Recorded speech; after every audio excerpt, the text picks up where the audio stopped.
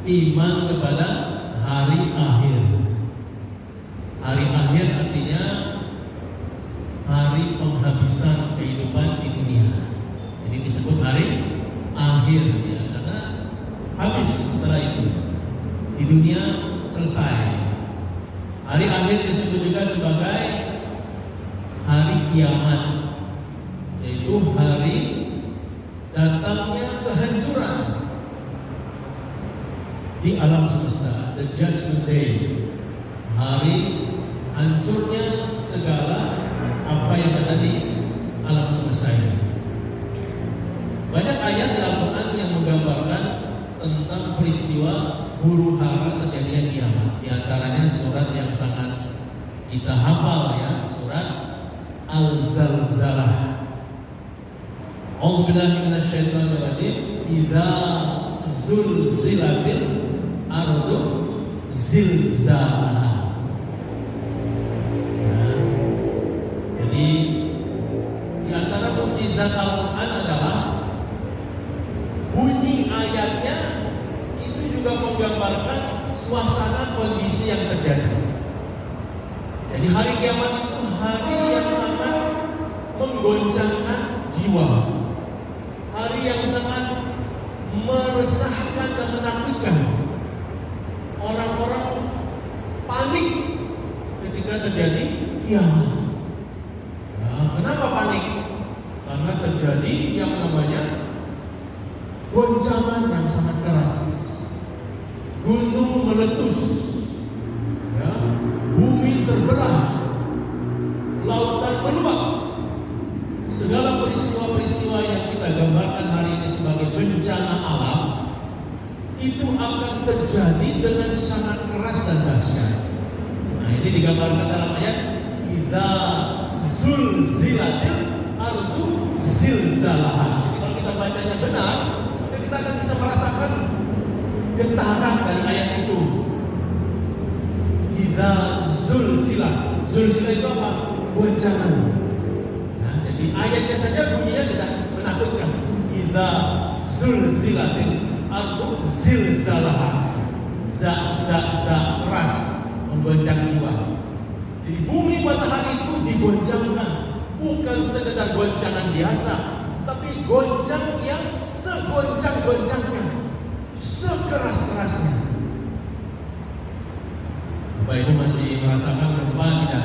Ya, beberapa bulan yang lalu di Sunda ya, Sunda, di Jawa, itu sampai ke kampus kita.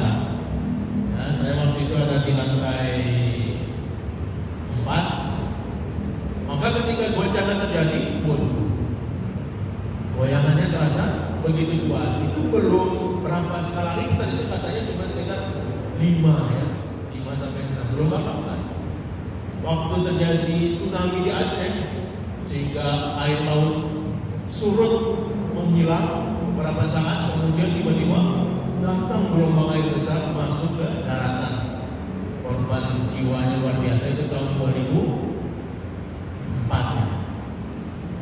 Itu skala Richternya diperkirakan 9,5. Itu saja sudah membuat kematian yang banyak, ketakutan. Gempa di Jogja yang kata orang-orang di sana sampai batu batanya loncat-loncat dari atas tanah karena kerasnya. Itu juga mungkin sekitar 8 skala Richter. Tapi ketika idza zulzilatil ardu zilzalaha, ini skala Richternya dan tidak lagi bisa mengukur betapa besarnya getaran pada hari itu. Dan itu pasti terjadi Bapak Ibu. Itu salah satu bagian dari rukun iman. Kalau ada orang Islam tidak percaya akan terjadinya hari kiamat, imannya batal, imannya rusak. Nah, jadi beriman kepada adanya hari kiamat, beriman akan datangnya hari akhir, ini merupakan satu hal yang harus dipegang teguh oleh orang Islam. Ya, iman kepada hari kiamat.